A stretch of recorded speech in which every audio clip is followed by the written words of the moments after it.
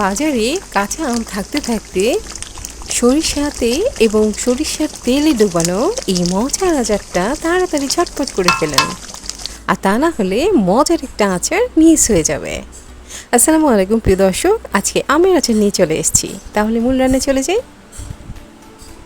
যেহেতু আমি আমের খোসা অর্থাৎ আমের চামড়া সহ আমের আচারটা বানাবো, সেই জন্য বাজার থেকে আনার পর পানিতে 15 থেকে 20 মিনিট চুপিয়ে রেখে এরপর হাতের সাহায্যে কুচলি কুচলি ধুয়ে নিতে হবে। ধোবার পর পানি ঝরিয়ে আমটাকে ঠিক এভাবে পিস করে কেটে নেব। কাটা হয়ে গেলে আরেকটা অন্য পাত্রে আমটাকে ঢেলে নিয়ে এতে 1 চা চামচ হলুদ গুঁড়ো, 1 চা চামচ লবণ এবং 1 টেবিল চামচ সরিষা বাটা দিয়ে ভালো করে মাখিয়ে নিয়ে রোদে শুকিয়ে নেব। এখানে মোট 4 কেজি আমের আচার তৈরি করছি। প্রথমে 2 কেজি আমকে এভাবে মাখিয়ে নিয়ে বড় একটা থালাতে খাতার মাঝখানে যে পরিষ্কার পাতাগুলো থাকে সেগুলো বিছিয়ে নিয়ে আমটাকে ঢেলে ছড়িয়ে তারপর রোদে শুকাবো। ঠিক একইভাবে আরও 2 কেজি মশলা মাখিয়ে নিয়ে আরেকটা থালাতে এরকম ছড়িয়ে রোদে শুকিয়ে নেব। মোট 4 কেজি আম 3 থেকে 4 ঘন্টা রোদে শুকিয়ে নিলেই চলবে। রোদে শুকানোর পর ঠিক এরকমটা হয়েছে। এবারে যেটা করেছি সেটা হচ্ছে এখানে মশলাগুলো সব হাতের কাছে তৈরি করে নিয়েছি। এখানে শুকনো মরিচ নিয়েছি, টেলে নিব, রসুনের খোসাগুলো খুলে নিব, ভিনেগার নিয়েছি, সরিষার তেল নিয়েছি, চিনি, সরিষার দানা ধুয়ে এরপর রোদে শুকিয়ে নিয়েছি এবং পাঁচফোড়ন 1 প্যাকেট নিয়েছি। এটা রাঁধুনি পাঁচফোড়ন, এটা নিতে চেষ্টা করবেন কারণ রাঁধুনি পাঁচফোড়নটা খুবই ভালো। আর এখানে সবগুলো মশলা টেলে নিয়ে ব্লেন্ড করে নিয়েছি। সরিষা দানাটা একটু বড় আছে, তাতে কোনো সমস্যা হবে না। যাই হোক, এবার চলে আসলাম চুলোতে। বড় একটা কড়াই নিয়ে কড়াইটা গরম হলে আধা লিটার অর্থাৎ 500 গ্রাম সরিষার তেল দিয়ে নিয়েছি। তেলটা গরম হলে এখানে 1 টেবিল চামচ আদা রসুন পেস্ট দিয়ে একটু লাড়া দিয়ে নিয়ে টেবিল চামচের 2 চামচ সরিষা বাটা দিয়ে আরেকটু লাড়া দিয়ে নিয়েছি। এরপর স্বাদ মতো লবণ দিলাম, অর্থাৎ এখানে 1 টেবিল চামচ লবণ দিয়েছি। দিয়ে একটু নাড়াচাড়া করে রোদে শুকানো আমগুলো দিয়ে দিলাম।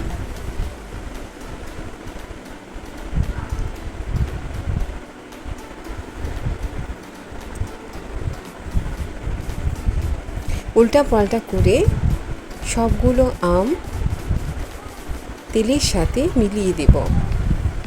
আস্তে আস্তে মিলাবো যাতে করে আমগুলো ভেঙে না যায়। এরপর মনে হলো লবণটা একটু কম হয়েছে, সেজন্য আরেকটু লবণ দিয়ে নিলাম। এবারে যে মশলাগুলো ব্লেন্ড করে রেখেছিলাম সেগুলো এক এক করে দিয়ে নেব। প্রথমে দিয়ে নেব পাঁচফোড়ন গুঁড়োটা, এরপর দিয়ে নেব শুকনো মরিচের গুঁড়োটা। এখানে 25টার মতো শুকনো মরিচ হবে। তারপর দেব সরিষার গুঁড়োটা। এখানে সরিষা নিয়েছিলাম 3 চা চামচ সাদা সরিষা এবং 3 চা চামচ কালো সরিষা। যেহেতু সরিষার আচার, সেই জন্য সরিষার পরিমাণটা একটু বেশি লাগবে। মশলাগুলো ভালো করে মিলিয়ে দিচ্ছি আমের সাথে। দিয়ে নিলাম 3 কাপ ভর্তি করা চিনি। আচারটা যদি একটু বেশি টক রেখে বানাতে চান তাহলে 3 কাপই হবে। আর যদি টক মিষ্টি ঝাল সমান করতে চান তাহলে এখানে আরও 1 কাপ চিনি দিয়ে নিতে হবে। এবং ভিনেগার দিয়ে নিলাম 2.5 কাপ। এই ভিনেগারটা দিলে আচারটা কখনো নষ্ট হবে না, পুরো 1 বছর রেখে আচারটা খাওয়া যাবে। নাড়াচাড়া করার পর যখন চিনিগুলো গলে ঠিক এরকমটা আচারটা হয়েছে। এবারে বলকটা আসার জন্য অপেক্ষা করব। বলক আসলে রসুনগুলো দিয়ে নিব। এখানে আমি 500 গ্রাম রসুন খোসা খুলে ঠিক আস্তে আস্তে যেরকম দানাটা থাকে সেরকমটাই রেখেছি। এভাবে রাখলে আচারের মধ্যে রসুনটা খেতে বেশ ভালো লাগে এবং রসুন শরীরের জন্য খুব ভালো। লাড়া দিয়ে রসুনটা আচারের সাথে মিলিয়ে দেব। এরকম বলক থাকা অবস্থায় 3টা লাড়া দিয়ে আচারটা বানিয়ে শেষ করে নিতে পারবো। খুব সহজে আচারটা বানিয়ে নেওয়া যায়। তো না দেরি করে ঝটপট বানিয়ে ফেলেন এই মজার আচারটি। ভাত, খিচুড়ি, পোলাও সব কিছুর সাথে বেশ লাগে খেতে। সামনে কোরবানি ঈদ আসছে, আর মাংসের সাথে তো খেতে বেশ লাগবে। দিয়ে নিলাম কয়েকটা তেলে রাখা শুকনো মরিচ।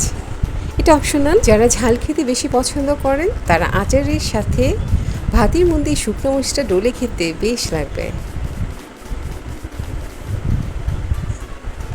এই আচারটা রোদে রেখে ঠিক এইভাবে রোদে দিয়ে দিয়ে পুরো একটা বছর খেয়ে নিতে পারবেন। আর যারা রোদে দিতে সময় পান না, বিভিন্ন কাজে ব্যস্ত থাকেন বা বাসায় রোদ আসে না, যতটুকু প্রয়োজন আচার ঠিক ততটুকু বোতলে ভরে রেখে বাকিটা ডিপ ফ্রিজে রেখে দিতে পারেন। আবার যখন খাবেন তখন ডিপ ফ্রিজ থেকে বের করে আচারটা একটু সরিষার তেল অ্যাড করে জাল দিয়ে নিয়ে আবার বোতলে ভরে খেয়ে নেওয়া যাবে। তো আমার আচারটা কেমন হয়েছে কমেন্ট করে জানাবেন। পরবর্তী রেসিপি নিয়ে আবার চলে আসবো খুব তাড়াতাড়ি। সে পর্যন্ত সকলে অনেক ভালো এবং সুস্থ থাকবেন। সবাই সবার জন্য দোয়া করবেন। আমরা সকলেই যেন আল্লাহর অশেষ রহমতে ভালো এবং সুস্থ থাকি। তো আজ এখানেই বিদায় নিচ্ছি। আল্লাহ হাফেজ।